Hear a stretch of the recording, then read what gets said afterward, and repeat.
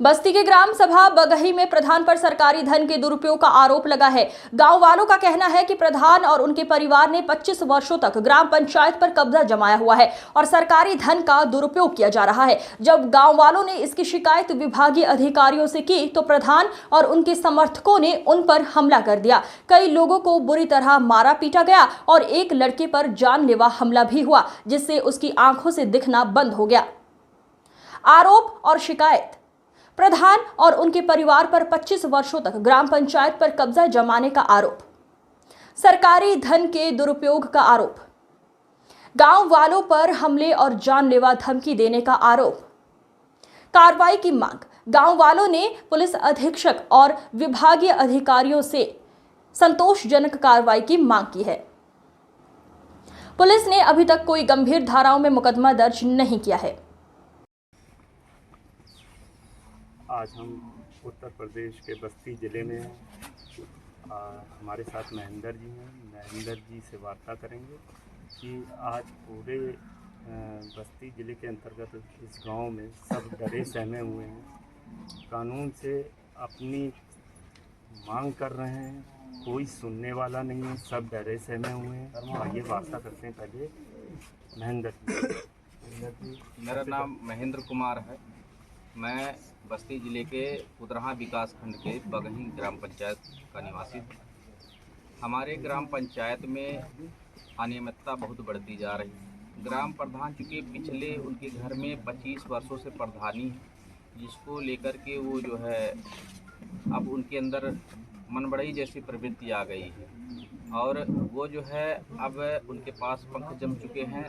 किसी भी विरोध पर वो जो है समझाने बुझाना उचित नहीं समझते हैं, मारपीट करना उचित समझते हैं, क्योंकि उनके पास पैसा पर्याप्त, उसी पैसे के दवस में सबको जो है परेशान करते चलते हैं। इस क्रम में जो है हमारे गांव में अनेकों ऐसी अनियमितता है कि जिसको गिनाना बहुत मुश्किल है, क्योंकि यहाँ नाली से लेकर के नाली हो गया, खड़ंजा हुआ, इसके बाद मिट्टी का कार्य, सड़क की पटाई हुई, स्कूल के कार्य हुए, शौचालय हुए और उसके बाद पशुओं के लिए जो है पशुचरण हुए, पंचायत भवन हुआ। हमारे यहाँ कई प्रकार की अनियमितता है।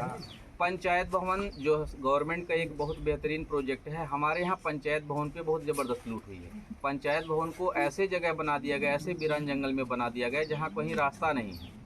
अब उसकी जो शिकायत करेगा वो इन दबंगों के द्वारा मारा जाएगा। उसी क्रम में अभी देखिए जल्द का मामला, पहले भी ऐसी घटनाएं हो चुकी हैं, मतलब मरवा चुके हैं वो लोग। कितने लोगों को मरवाए? ये 10 से 11 लोगों को अभी तक मरवा चुके हैं। तो पहले तो 6 लोगों को मरवाए थे एक ही साथ अपने ही गांव पे जांच के दौरान। उसके बाद अभी जल्द की घटना है कि 2 तारीख को उन्होंने, श्रवण कुमार गाँव के ही हैं श्रवण कुमार, उन्होंने 2 तारीख को पत्र दिया, 9 तारीख को उनको धमकी मिली और 14 तारीख को उनको अंततः घटना को अंजाम दिलवा दिया गया, उनको मरवा पिटवा दिया गया। और मरवाया भी तो बेदर्दी की, मतलब हद पार कर दी, उनकी एक आंख की रोशनी चली गई, जानलेवा हमला कर दिया। ये तरीके से मान के चलिए कि उनको जान से ही मार करके उनको मरा हुआ जान के वो छोड़ के चले गए थे, क्योंकि जब इनकी स्थिति ये हो गई कि ये पूर्ण रूप से बेहोश हो गए, इनके शरीर में कोई हलचल नहीं दिखी, तब वो छोड़ करके, मारना पीटना छोड़ करके तब वो भाग के गए। अब ऐसे में ये क्या हुआ, 14 तारीख को हम लोग थाने पे गए, सभी लोग गांव के।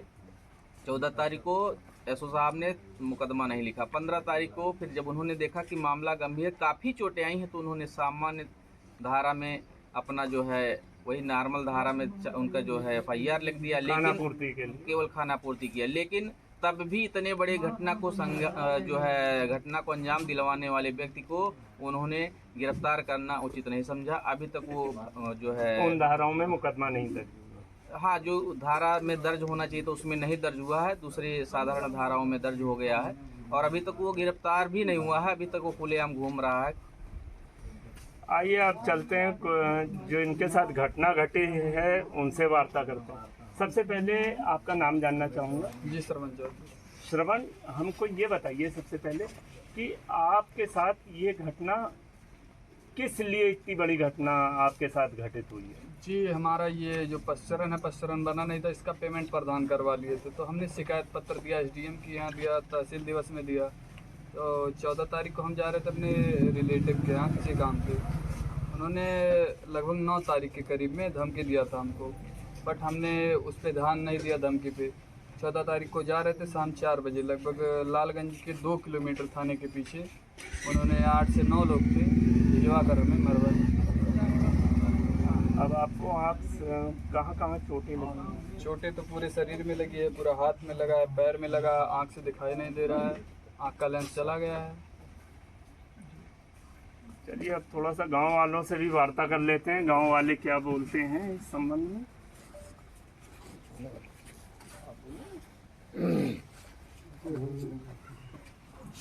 मेरा नाम उमेश चौधरी है जी जी। ये जो है धर्म कुमार मेरा लड़का है। अच्छा, वो जो है प्रधान जो है इस तरह से कई घटना कर चुके हैं, क्योंकि जो है ऑलरेडी इस तरह से चैलेंज करके किसी को मरवाना, धमकी देते हुए, और इस जिससे वॉइस रिकॉर्डिंग है।